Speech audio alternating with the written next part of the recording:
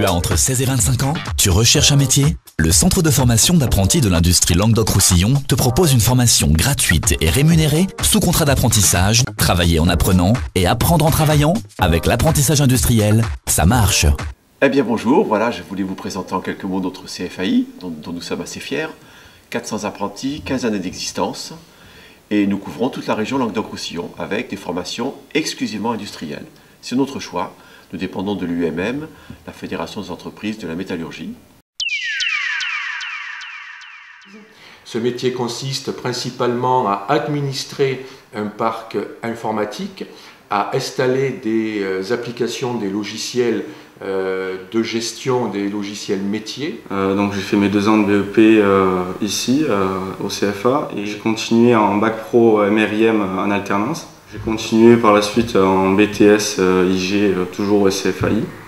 J'ai eu mon BTS en 2009 l'année dernière et je continue en école d'ingénieur toujours en alternance.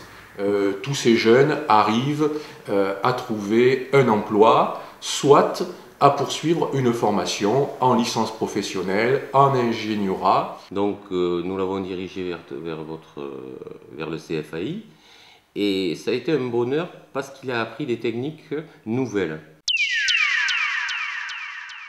La chaudronnerie, qu'est-ce que c'est? La chaudronnerie, c'est pouvoir mettre en forme les métaux en feuille.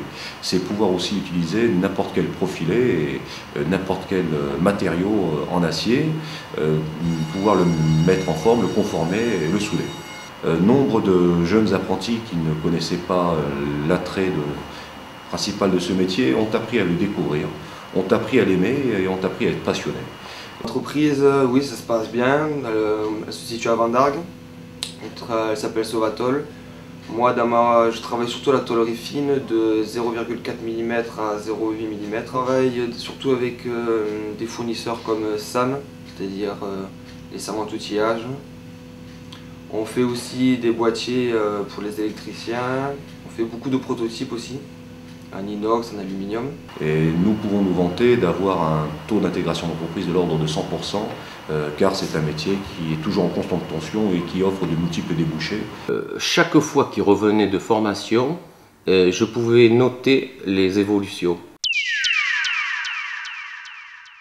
Alors la filière électrotechnique, c'est une filière dans le domaine industriel. Qu'est-ce qu'on pourrait bien y faire dans le domaine industriel? C'est tout ce qui est la régulation, l'électricité évidemment et l'automation, donc l'informatique industrielle.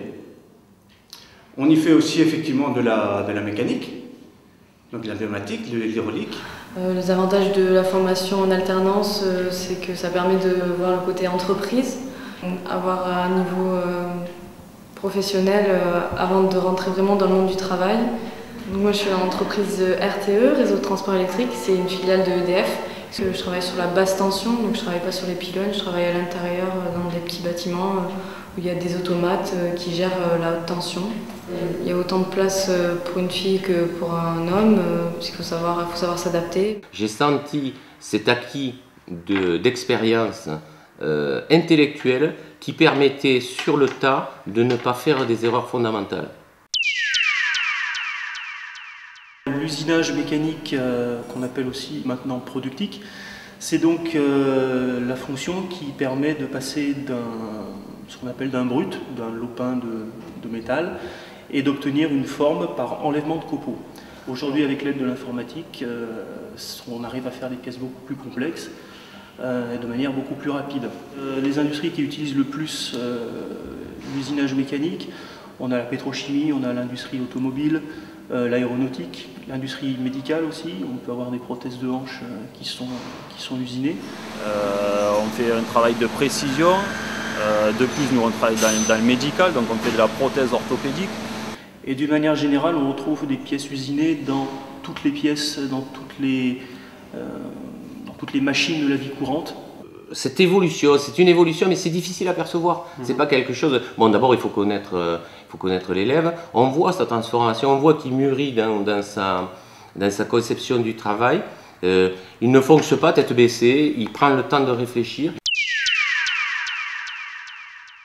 J'ai 33 ans, je sors de l'apprentissage, je suis un ingénieur par apprentissage de l'école de l'ICAM de Toulouse. Depuis 2 ans que je travaille à Profil System, qui est une société qui fabrique des profilés en aluminium pour les portes, les fenêtres, les vérandas, les garde-corps. Donc une entreprise de 420 personnes sur la région de Montpellier.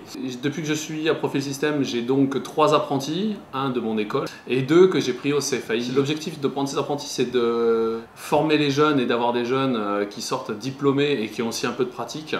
Et comme c'est de là d'où je viens, je trouve que c'est une très bonne méthode de se former.